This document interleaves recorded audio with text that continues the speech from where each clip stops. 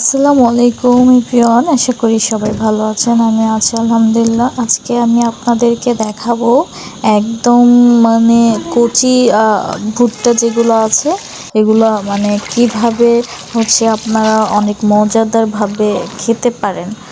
আজকে আপনাদেরকে এটাই দেখাবো। আমি আসলে যেগুলো এগুলোর কিন্তু আসলে পুষ্টিগুণের কোনো তুলনা নাই।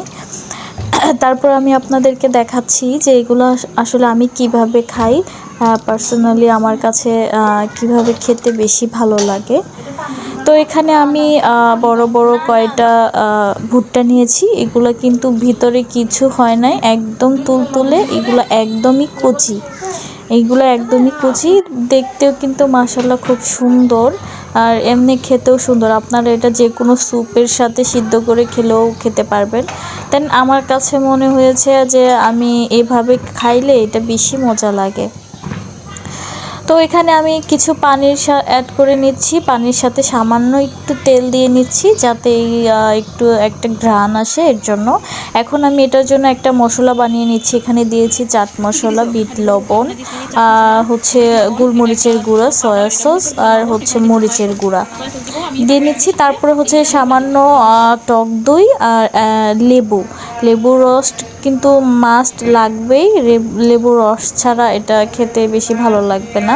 দেন আমি এখানে বেশি করে কিছু লেবুর রস দিয়ে নিচ্ছি। আর আপনারা বিট লবণ আপনারা মন চাইলে যেরকম ইচ্ছা শুধু গোলমরিচ গুঁড়ো বা বিট লবণ দিয়ে অ্যাড করে খেতেও পারেন, আপনাদের ওই ইচ্ছা।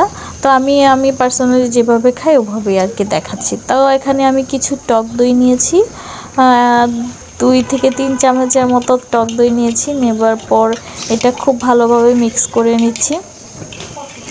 এভাবে আপনারাও মিক্স করে নেবেন।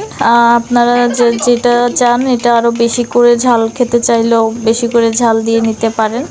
দেন আমি এভাবে একটু, সবাই কম ঝাল খায়, এভাবে একটু ভালো করে মাখিয়ে নিচ্ছি টক দই দিয়ে। এটা খুব ভালোভাবে মিক্স করে নেবেন যাতে কোথাও দলা পেকে না থাকে।